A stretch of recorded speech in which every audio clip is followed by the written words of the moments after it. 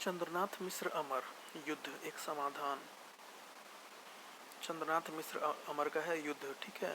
युद्ध किसका है? चंद्रनाथ मिश्र अमर। सुनै छियै हमहूँ अपनहु के सुनल होयत, मानव मस्तिष्कक प्रयासे ई विश्व आब सुटिक सकुचि घोंकैच छोट भेल जाइत अछि। मानव केर चरण धूलि चन्ना मामाक चानी चढ़ल चिकैर जेना रहल मानव मस्तिष्कक बल। मंगल पर कहुना अमंगल पहुँचि जाय, ताहि हेतु अंतरिक्ष यान सब घुमैत अछि। आइ विश्व बंधुताक भाव सभक अंतर में इजोरियाक चंद्रमा समान बढ़ल जाइत अछि। संसारक शक्तिमान संपत्तिशाली सब देश आइ चाहि रहल धरती पर मनुष्य जाति नहीं रहि न सकै भूखल और नांगट विपन्न, किंतु ई सब सिद्धांतक पालन त बुधियारक मंडल में साफ कै बुढ़ित नहीं तो शुद्धता अवश्य थिक। फला चेला शुद्ध छैत अर्थात शुद्धांग छैत। संसारक 6-5 किछुओ ने बुझल छै, गरजै सँ बरिसै नहीं कहबी प्रसिद्धे अछि। देख लिअ गरजै से बरिसै नहीं कहबी प्रसिद्धे अछि। देख लिअ पूब दिशा लाल भेल जाइत अछि, जल थल आकाश लाल। मानव केर सुनित में रंगल विश्व बंधुताक भाव सेहो भेल लाल। कालक त गाल लाल होयबे आवश्यक अछि। सधने अछि चुप्पी संसारक ईमान धर्म, सधने अछि चुप्पी सब साधन संपन्न देश, सधने अछि चुप्पी संयुक्त राष्ट्र संघ, तथा हम छी चिचियाइत ई शरणार्थी केर बाढ़ि भारी समस्या अछि। यह जे समस्या से सिद्ध करे एक बात, युद्ध कोनो देशक घरैया बात रहल नहीं, साफ के समस्या मनुष्य नामधारी जीव मात्र हेतु एक रंग घातक उपस्थित अछि। युद्ध युद्ध युद्ध, जाहि युद्धक भय मानव केँ कयने रहैछ त्रस्त, सैह ग्रस्त कयने अछि। जागह हे बंधु, व्यर्थ भागह नहीं। युद्ध भये सृष्टिक समस्या केर अंतिम समाधान युद्ध मात्र होयत। बात गिरह ई बान्हि लें अभियान थिक हमर धीरता केर प्रतीक हिमालय, उज्ज्वलता भारतवर्षक थिक। हिमालय गौरी गंगाक जनक पालक, देवात्मा अति उच्च सभ्यता केर प्रतीक हिमालय। हिम सदृश स्वच्छ हृदयक हम भारतवासी, हिम सम शीतल भावक सब दिन प्रत्याशी। हमरे घर ज्ञानक प्रथम रश्मि चमकल छल, हम रहितहुँ अति प्रतिकूल प्रवाह न भासी। अभियान चलैत रहल अछि ज्ञान प्रचारक, निर्माण चलैत रहल अछि उच्च विचारक, आह्वान चलैत रहल अछि सत्यादर्शक, सम्मान करैत रहल छी शिष्टाचारक। अछि किंतु शस्त्र ओ शास्त्र सामान्य अधिगत, इतिहास परशुरामक अछि सबके अवगत। योगक बल जल थल नभ सब तरी सहुरूपें, यति गति बनल रहल अछि हमर सदा अप्रतिहित। अभियान करक अछि आइ शक्ति संचय हित, अभियान हमर सतपथ पर दृढ़ निश्चय हित। दानवता के निर्मूल करे भूतल सँ, अभियान हमर ई निज शक्तिक परिचय हित। चंद्रनाथ मिश्र अमर का हो गया ये अभियान, युद्ध युद्ध, और एक तो चंद्रनाथ मिश्र अमर का युद्ध एक समाधान और अभियान।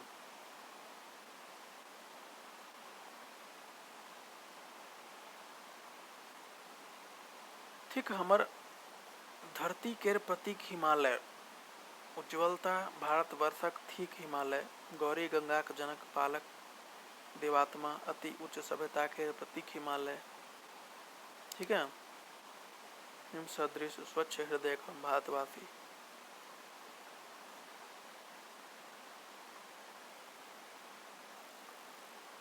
बांग्लादेशक शरणार्थी समस्या पर लिखल गेल अछि। बांग्लादेश पाकिस्तानक अंग छल, मुदा पाकिस्तान द्वारा बांग्लादेश में भेदभाव आ अतिक्रमण कयल जाइत छल। मुदा एहि स्थिति में बांग्लादेशक पीड़ित जन भारत में शरण लऽ रहल छल।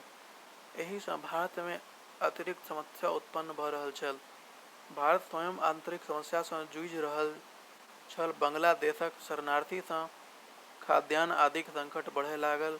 एहि समस्या के भारत द्वारा वैश्विक स्तर पर संयुक्त राष्ट्र संघ में उठाओल गेल, मुदा वैश्विक स्तर पर बांग्लादेश के सहयोग करबाक लेल कोनो देश वा संस्था रुचि नहीं लेलक। भारत शरणार्थीक समस्याक बोझ सँ दबि रहल छल। जे एही पाँति में देखल जा सकै सदने अछि समस्या अछि। ठीक है, एही स्थिति में जखन कोनो भरोस अमर जी के नहीं भेल रहनि तखन एही समस्याक समाधानक लेल मात्र एकटा गप कहलनि, युद्ध एक समाधान जे निम्न पाँति में देखार अछि। युद्ध युद्ध युद्ध व्यर्थ भागह नहीं युद्ध भय, बात गिरह ई बान्हि लैह। अगर अमर जी के दोसर कविता अभियान अंतरराष्ट्रीय घटनाक्रम सँ प्रेरित अछि। एहि में अमर जी भारत चीन युद्धक बादक अभियानक वर्णन करैत छथि।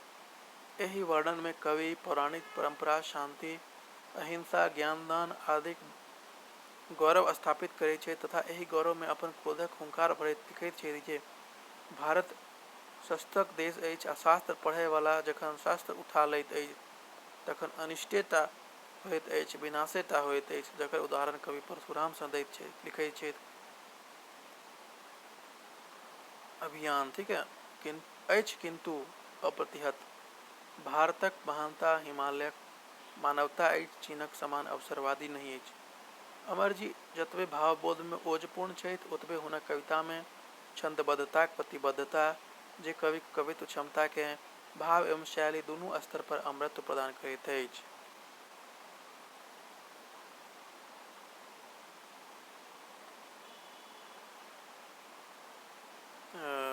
अछि किंतु शस्त्र ओ शास्त्र सब में अधिगत, इतिहास परशुरामक अछि सबके अवगत। युगक बल जल थल नभ सब तरी सब रूपें गति बनल रहल अछि हमर सदा प्रतीत। आधुनिक युग में बढ़ल भौतिकतावादिकता कारण मनुष्य में कर्मठता समाप्त भऽ गेल। मानव में एक दोसर सँ छिनबाक प्रवृत्ति आयल। नैतिक चरित्र में गिरावट। नपुंसक यानी छिपकर कहते हैं रात में लीन है। अच्छा, नपुंसक यानी छिपकर रहते हैं, रात में लीन है। सभक मोन में रक्त प्यासल शिकारी बैसल छौ। आकांक्षा छै, कर्मठता नहीं। स्त्री भवक रूप में प्रस्तुत कहाँ जाओ कहैत अछि। स्त्री स्वयं व्याकुल अछि राधा बनबाक लेल। कोई आंदोलन में कोई साथ नहीं देने वाला, अकेले घुसल चक्रव्यूह में मन। बसंत सँ प्रेम नहीं कऽ परकिया प्रेम ककरो और सँ कऽ लेलनि। बसंतक महत्व कम भऽ गेल। ठीक है, अर्थतंत्रक चक्रव्यूह। अर्थतंत्रक चक्रव्यूह। अर्थतंत्रक चक्रव्यूह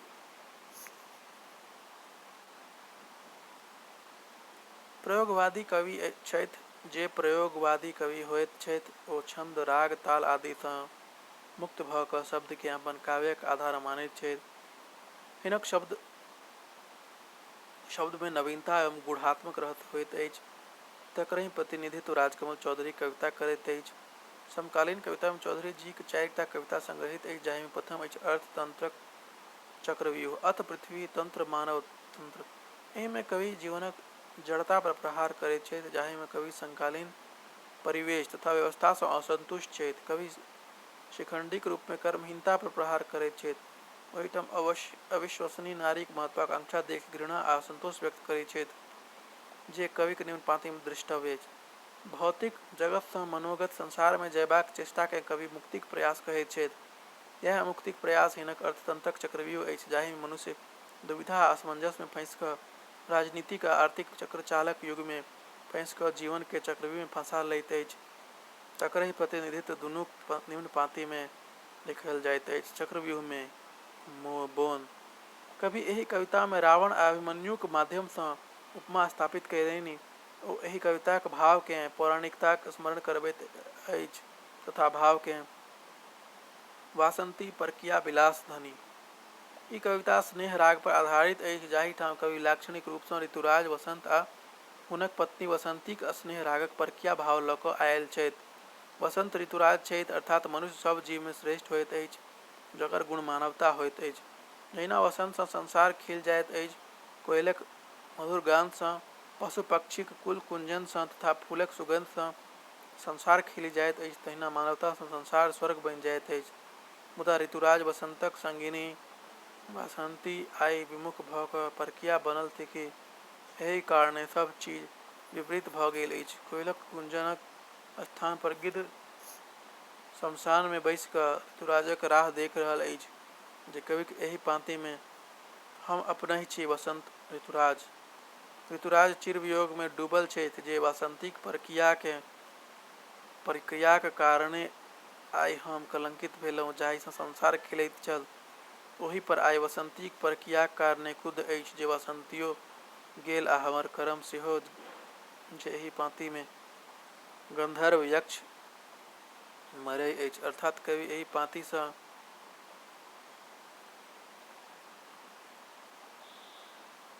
लाक्षणिक रूप में ई स्पष्ट करैत छथि जे मनुष्य सँ मानवता चलि गेल तेँ समस्त संसार प्रक्रिया बनल अछि।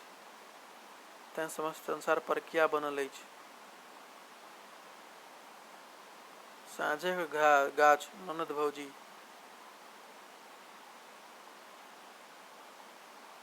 महावन।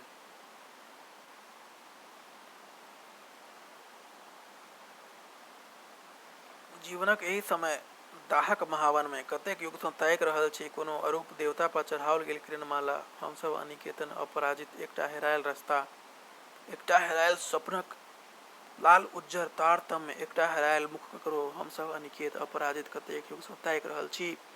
जीवनक एहि प्राण पावक महावन में किरणमाला अन्हार में भेटैत अछि। अतीत प्रेतक वृक्ष शव अनेक पैर तर ओंघराइत छथि। स्वर्णपतित अप्सरा आँखि में जाड़े कपैत अछि। ज्वरग्रस्त चिड़ै चुनमुनी उचरैत अछि। एकटा कारी पियर गिद्ध बारंबार हमरे नाम चलू हे कवि एहि बेर अहीं चलू, उठा मसान खापड़ि में बुझू अहीं अपन प्राण। ठीक है।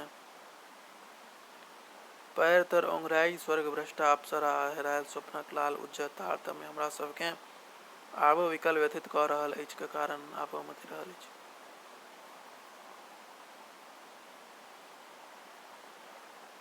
मनोविश्लेषण कामुकता फ्रायड का इसमें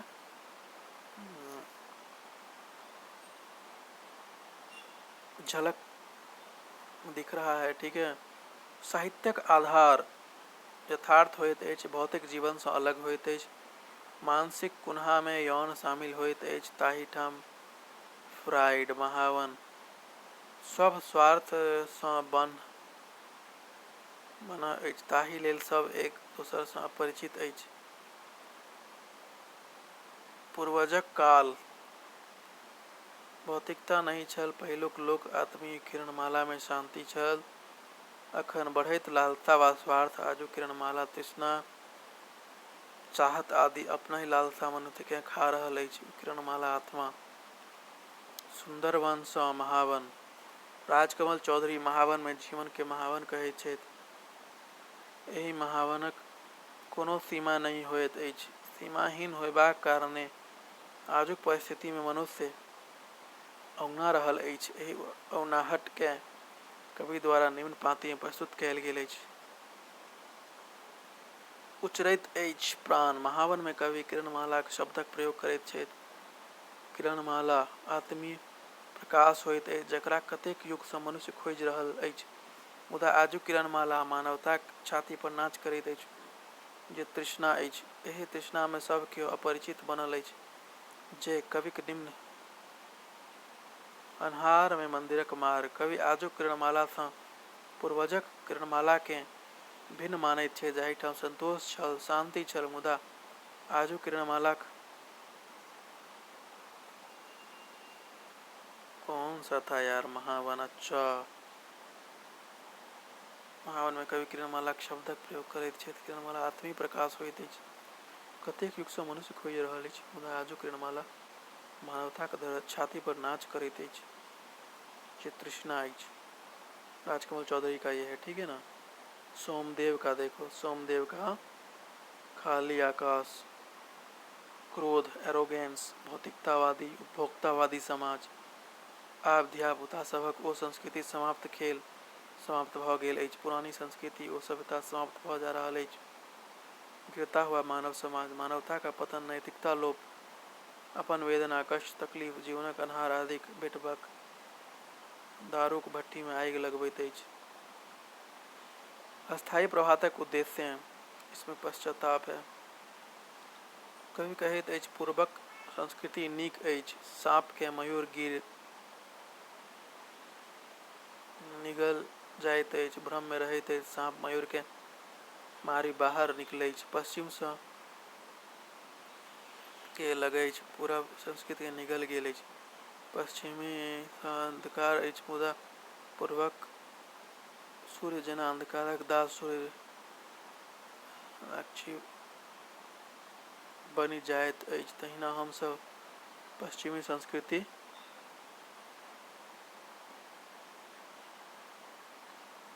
सोमदेव के है ना सहजतावादक विचारधाराक कवि छथि। सहजतावादी के जियब, भोगब एवं ओकर उपलब्धि के सहज मानवीय स्तर पर व्यक्त करब, यह थिक सहजतावाद।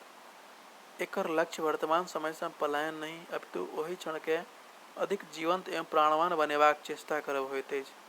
सोमदेवक समकालीन कविता में 4टा कविता संग्रह अछि। एहि में खाली आकाश कविता में कवि आधुनिकताक दुष्प्रभाव एवं मनुष्यक बढ़ैत आकांक्षा, नकारात्मक आकांक्षा पर आक्रोश व्यक्त करैत छथि। कविक आक्रोश छनि जे विकासक नाम पर प्रकृतिक सर्वनाश भऽ रहल अछि, जे एहि पाँति में अछि। सहज शब्द सँ सहज भाव के स्पष्ट करैत अछि। आशावादी निराशावादी नहीं। ठीक है। ओहिना कवि बढ़ैत महत्वाकांक्षा सँ मनुष्य के भौतिकतावादक पोखरि में डूबल रहबा पर आक्रोश व्यक्त करैत कहैत छथि जे आब तऽ ऑर्केस्ट्रा बेचारा मनो। कवि अस्थायी प्रभावक उद्देश्य यूरोपक पश्चिमीकरणक अंधानुकरण पर प्रकाश दैत कहैत छथि जे पश्चिमक किरणक प्रभाव सँ पूर्वक किरण सिकुड़ि गेल अछि आ पश्चिमक राक्षसी प्रकाश पूरब दिशि ससरैत रहल अछि। संसार में जे उगैत अछि तकरे लोक माथ चढ़बैत अछि। अखन पश्चिमक विकास उगल अछि तें लोक ओकर सलाम करैत अछि। मुदा ई पश्चिमक विकास विषमतामूलक समाजक निर्माण करैत अछि जे एहि देश में अंधकार पसारि देल। कवि मयूर आ साँप द्वारा एहि भाव के व्यक्त करैत छथि जे मयूर के भ्रम होइत अछि जे हम साँप के निगल गेलहुँ। अच्छा, मयूर के भ्रम होइत अछि जे हम साँप के निगल गेलहुँ, मुदा साँप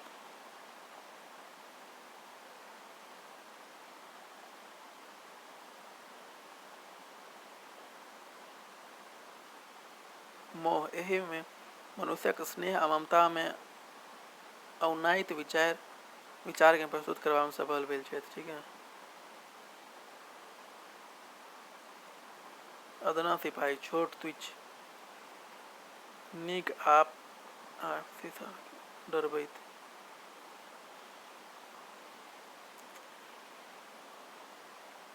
धीरेन्द्र आशावादी कवि छथि। हिनक कविताक मूल स्वरूप मानवीय संवेदना आ ओकर टीस अछि, जाहि सँ कविता में करुणा उपजैत अछि। मुदा ई करुणा निराशा में कखनो नहीं बदलैत अछि।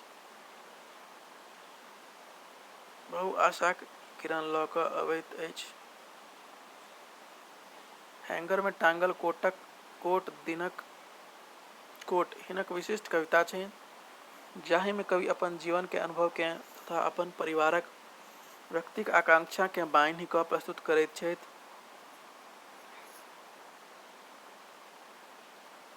जाहि में बापक आकांक्षा, मायक भावुकता आ छोट भाइक स्नेह तथा अपन जीवनक असफलता के व्यक्त करैत छथि। कवि एहि कविता में बहुत रास कोट के बिसरबाक प्रयासे असफल व्यक्तिक गामक प्रति भावनात्मक संबंध के ध्वनित करैत छथि। कवि अपन असफलता सँ कचमचा रहल छथि। ओ अपन असफलता के गप में, झगड़वा में या फिलॉसफी में बिसरय चाहैत छथि, मुदा बिसरि नहीं पबैत छथि। मुदा ओकरा परिस्थितिक कोट हिला दैत अछि आ बिसरि नहीं पबैत अछि जे निम्न ओना बिसर टांगल। बुलबुलक गीत में कवि एकटा प्रवासी मैथिलक प्रदेश अयबाक मजबूरी आ प्रदेश में रुचि बैसि जयबाक बाद अपन धरतीक लेल जे आकुलता होइत छनि, ओहि भाव के एहि सहजताक संग रखैत छथि। परिस्थितिक झामर करुण होइत छै।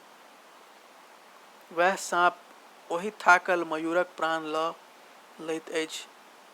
तहिना कवि एहिठाम पाश्चात्यक अंधानुकरण पर विराम लगा कऽ भारत के अपन संस्कारित रीति सँ विकासक सलाह दैत कहैत छथि जे तैं हम ढोल हो अन्हार।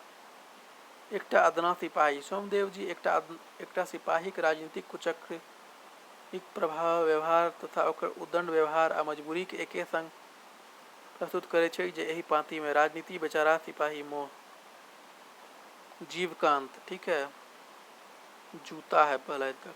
अतुकांत शैली कवि, अतुकांत जूता, सब दौड़ रहे हैं, नेता सब जूता हिलबैत अछि, सामान्य जनता अपन स्वार्थक लेल ओकर चापलूसी करैत अछि।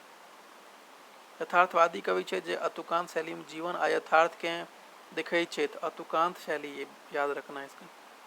हिनक काव्यक दृष्टिकोण अति व्यापक, कविता लोकान्मुखी आ संघर्षशील समाजक रचनाक लेल गतिशील चेतना सँ संपन्न अछि।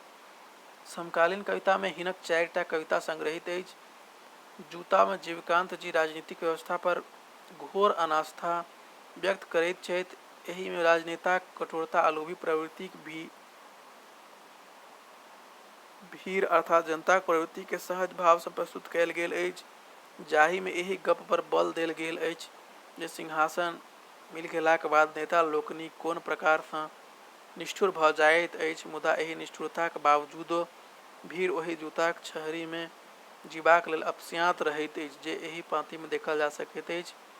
भीड़ जंगल में अपस्यांत रहैत अछि। जीवकांत जी जंगल में आजुक सामाजिक परिवेश सँ खिन्न छथि। कवि मानव प्रवृत्ति आ मनुष्यक व्यवस्था पर यथार्थवादी स्वर मुखरित करैत मुँह तोड़ जवाब देबाक लेल प्रेरित करैत छथि। ओहि व्यक्ति सँ लड़बाक चेतना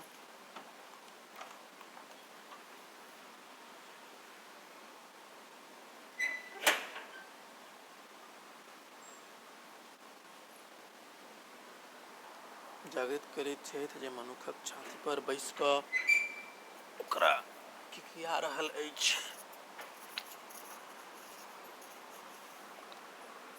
कविक एहि मुखरित स्वर के निम्न पाँति सँ खजान छथि।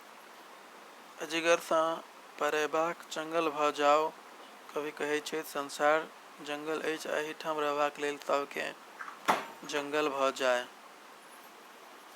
जंगल मतलब क्रांतिकारी। एहिना कवि कपार परक दीप में वर्तमान युग में ठठबाक लड़बाक संघर्ष पर अकुलाहट आ अपन खीझ प्रकट करैत छथि। एहि में कवि जीवनक संघर्षक तुलना चूल्हीक धधरा सँ करैत छथि।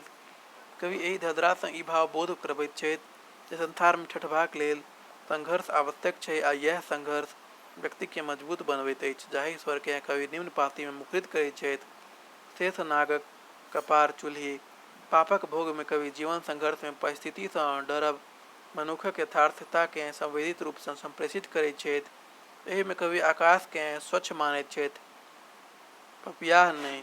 आकाश सँ शून्यता में आत्मीयताक दर्शन करैत छथि, अर्थात कवि एहि में मानैत छथि जे आकाशक नीचाँ कोनो भेदभाव नहि होइत अछि, ई शून्य स्वरूप अछि, मुदा एहि शून्य में मनुख द्वारा कयल गेल कर्म आ पापक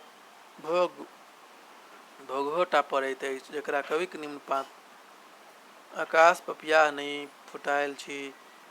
बाल्यावस्था में माँ द्वारा विपरीत स्थिति में पालन आ अपन शकुन दिस ध्यान आकृष्ट करैत छथि, तेँ यौवनावस्था में एहि संघर्ष लेल ठठबाक लेल अपस्यांत बुतुलायल जीवन के देखार करैत छथि, जे कविक एहि पाँति में देखल जा सकैत अछि। युवा भेला पर कविक कतेक वर्षक बाद कविता में अपन गामक विकास आ विकासक दुष्प्रभाव के प्रस्तुत करैत छथि।